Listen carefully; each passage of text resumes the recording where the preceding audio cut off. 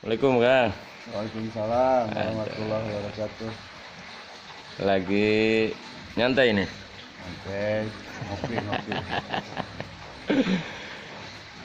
Emang ngopi itu udah jadi rutinitas ya? Wajib ya? Kayaknya Kayak wajib. wajib ain. Bukan fardu kifayah, nggak bisa diwakili. Wajib ain. Emang ada filosofi apa? Sebentar, perkenalan dulu. Nama lengkapnya siapa? Saya nama Samsudin Aka, biasanya dipanggil Om. Kalau di pesantren panggilannya Om. Om Samsu katanya. Ah iya. Akang ini ngebimbing di Atamur ya? Atamur ya? Ya Tamur ya, pesantren anak jalanan Atamur. Tapi mana lain daripada kalau di bahasa Arab kan mungkin agak keren. Keren. Saya tetap bahasa Indonesia biar renyah. Iya. Jadi pesantren anak Adam jalan menuju Tuhan. Wah, keren. Jalanan kan toriko itu kan. Iya. Kalau di bahasa Arab kan jadi serem ini. Pesantren toriko, berat. Jadi bikin renyah lah. Itu mulai dari tahun berapa tuh? Itu berdiri dulu 20 Januari 2008. Berdiri bersama anak-anak jalanan, tapi anak-anak jalanan di sini ada yang bapak-bapak juga, yang suka ngamen, suka parkir di bundaran, dagang asongan, terus juga ada sopir dan macam-macam lah. Berbagai basic ya. Berbagai basic. Mahasiswa juga ada kayaknya. Mahasiswa ada, yang saat ini kebanyakan memang mahasiswa. Sekarang Akang selain kesibukannya ya mengurus di pesantren Atamur, juga Akang ini sebagai ketua LDNU ya. Paling sibuk ya ngopi. Nah, untuk mencari teman ngopi, Iya. saya diajak untuk terlibat di LDNU, PCNU Cileunyi. Iya. Kalau ngobrol jabatan biar agak gaya dikit ya. Mantap. Kalau di MUI saya sekretaris MUI Kecamatan Cileunyi. Wih. Kalau di NU-nya saya wakil Katib PCNU Kabupaten Bandung. Iya. Kalau yang agak naik dikit, yang agak gaul, saya di INTI Kota Bandung. INTI Kota Bandung tuh Perhimpunan Keluarga Indonesia Tionghoa. Walaupun wajah Sunda tetap gabung sama Tionghoa. Darah boga lalakon berarti ya. Kalau kita kembali ke LDNU. LDNU itu apa sih, Kang? LDNU itu salah satu lembaga yang ada di tubuhnya NU. Jadi lembaga dakwah Nahdlatul Ulama. Jadi istilahnya perangkat khusus yang ditugaskan untuk membidangi tentang dakwah. Itu LDNU. Ya mudah-mudahan kebagian untuk dakwah pribadi lah paling tidak. Teman ngopi. Subhanallah. Emang ada erat kaitannya tuh, ada filosofinya kah terkait kopi nih? Ada. Kopi satu, kalau dari awal kopi itu memang disengaja diberikan kepada, ya dari sumber yang saya ketahui ya, yang diberikan kepada Syekh Abu Hasan As-Sajili untuk supaya kuat melek, kuat begadang tapi dalam zikir. Bukan atahiyat ya. Bukan atahiyat. Terus yang kedua, kalau dari sejarahnya memang kopi masuk Indonesia kan dari Belanda juga. Hanya alat untuk bagaimana caranya bisa menanam biji kopi di Indonesia, lalu hasilnya dibawa ke Belanda, dijual ke kerajaan-kerajaan. Bahkan di Ottoman, umpama di Turki Utsmani, kopi ini menjadi makanan menak, minuman kerajaan yang tidak boleh dikonsumsi oleh rakyat. Kalau ada dibubarkan itu. Alasannya? Alasannya karena kopi identik dengan perkumpulan. Karena tidak asik ngopi sendiri. Kenapa dilarang di Turki Utsmani? Karena suka dipakai obrolan-obrolan makar untuk ngeberontak dan sebagainya. Nah, makanya dilarang. Padahal asal usul makar itu jelas ya. Itu karena tidak ada logistik apa ya? Jadi karena kan tanpa logistik anarkis. Logika tanpa logistik. Kembali lagi ke masalah dakwah itu, Kang. LDNU. Jadi peran LDNU itu berdakwah. Dakwah itu sendiri kayak gimana sih Kang? Dakwah itu ya kalau bahasa saya mah kalau nggak ngajak berarti menyeru. Tapi yang paling utama ngajak diri sendiri, menyuruh diri sendiri. Jadi gimana caranya kita bisa bukan hanya memberikan contoh, tapi menjadi contoh. Memberi contoh kan mudah, kita baca hadis, baca Quran, tafsir, riwayat ulama mudah. Assalamualaikum. Tapi kan untuk pribadi susah jadi contoh. Iya. Jadi kopi itu menjadi salah satu media ya, alat untuk dakwah. Media untuk silaturahmi dengan teman-teman, bisa ngobrol ringan, menyampaikan tentang pesan-pesan Islam lah, pesan dakwah, tanpa harus mereka merasa disuruh, merasa diperintah. Dengan sendirinya ada obrolan ringan memperkuat iman. Namanya tadi ngobrol perkara iman. Bukan ngobrol perkara istrinya. Bukan. Nah, bukan. Bahaya itu.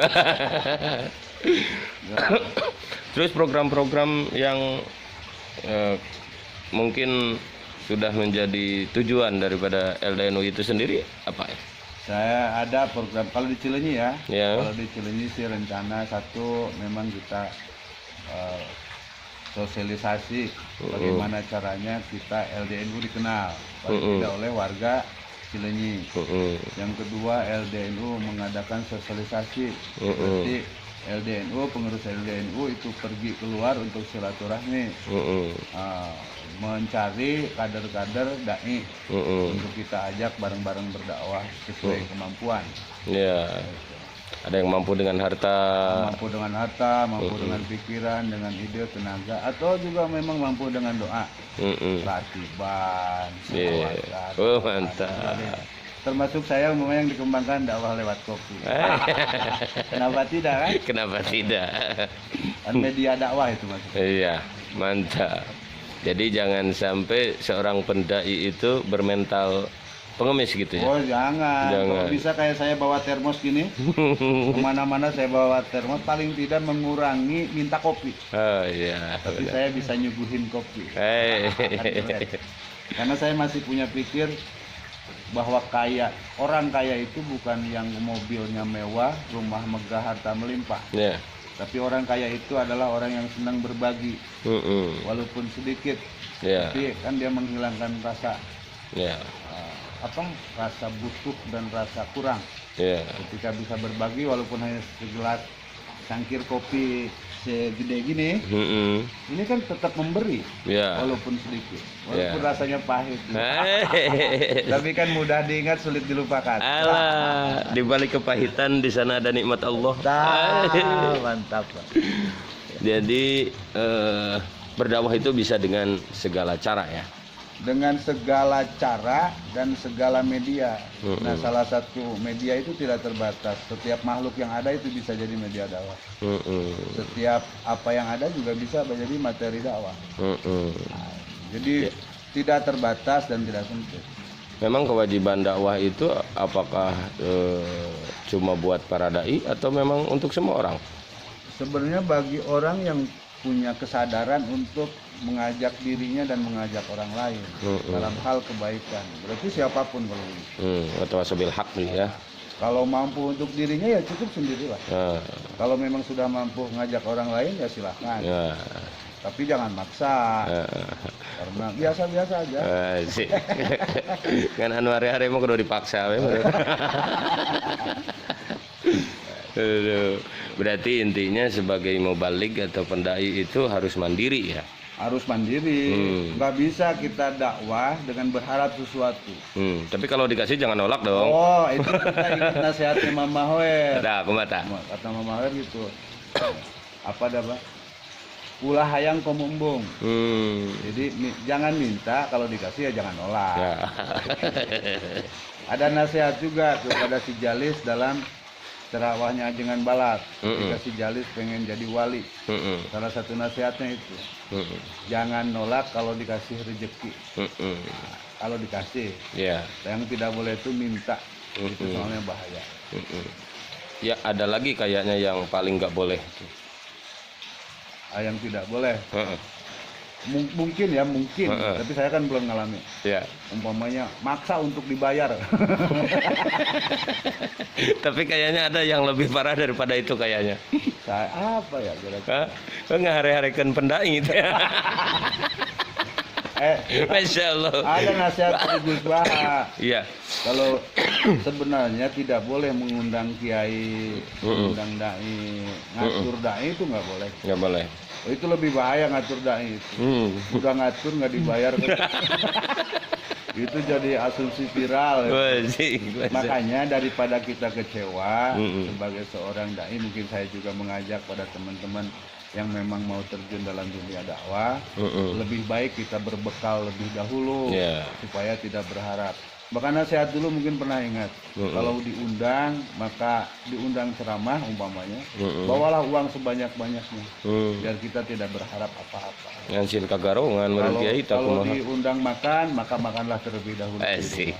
Itu kan santai jadinya. Santai. Kayak lain ceramah, nunutan. Kalau di Atamur sendiri itu udah berjalan ya, gaya mandiri seperti itu.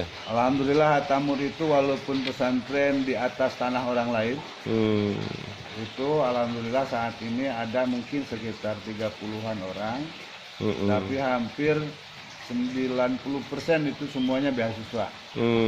Bahkan ada yang lebih lucu di Atamur itu, santrinya ada yang punya gaji kan santri Atamur boleh siang boleh bekerja, malam tetap ada. Ada yang digaji per minggu 1 juta, berbulan itu kan 4 juta. Itu yang bekerja di martabak santri. Martabak santri yang cikal bakal awalnya itu dari kreasi santri Atamur, makanya dinamain martabak dan roti bakar santri. Nah saat ini ada satu pemilik lapak yang sudah mampu menggaji 4 orang karyawan 4 juta per bulan. Masya Allah. Berarti 4 kali 4 udah 16 juta gajinya aja itu. Kebayang ya keuntungannya ya. Saat ini kita memang di Atamur ada yang hobi wirausaha ya disalurkan. Yang belajar pengen kuliah pendidikan formal ya kita dampingi. Alhamdulillah martabak santri saja udah ada di Arjasari, di Antapani, di Bogor, di Manisi, di Cijambe, dan di Cibangkono. Sudah ada 6 Alhamdulillah walaupun variasi ya. Jadi sebenarnya itu dakwah itu sebenarnya yang lebih diperlukan justru orang-orang yang seperti itu ya. Mohon maaf ya dalam tanda kutip tadi gitu, kayak di jalanan. Mungkin mereka butuh pengakuan, perlakuan yang sama, karena kan kebanyakan orang memandang sebelah mata mungkin ya. Kalau kita mau dakwah pada orang yang cantik, pintar, salehah, itu manfaatnya. Ini kayak umpamanya harus ngaji di saya, harus pakai SKCK, surat kelakuan baik, itu mah tuh nggak ngaruh. Justru kita itu mencari yang bengkok untuk diluruskan. Alah, asik. Itu ada kendala-kendala lumayan mungkin ya kendalanya ya. Saya rasa kendala itu bagus, karena kalau nggak salah di dakwah itu yang titik fokus bukan di hasil, tapi titik fokusnya adalah di proses. Nah jadi bagaimana cara kita bisa menikmati proses itu akan asik-asik aja. Tapi justru kalau target hasil kita repot. Kecewa pasti. Kecewa. Jadi kalau menikmati proses, bisa menerima, menikmati dan mensyukuri proses, itu yang asik. Karena kalau sudah sampai titik tujuan pasti pengen lagi ke tujuan yang lain. Kalau begitu berarti proses yang harus kita nikmati. Maka akan asik. Makanya dai yang suka kecewa itu yang targetnya dapat amplop. Ketika sanesesinanya coba lah monesina. Lebih parah. Makanya mereka suka kecewa. Kalau dia targetnya adalah proses, saya yakin tidak akan kecewa. Terus ngomongin soal ini pergaulan gitu ya. Yang saya tahu Akang ini punya komunitas di lintas iman juga ya. Ada lintas iman, lintas agama. Ya betul, memang lintas etnis. Kita di Atamur selalu Terbuka ya? Terbuka untuk siapapun. Karena dulu saya punya rencana pengen punya pesantren yang memang di situ untuk semua agama dan kepercayaan boleh masuk ke pesantren.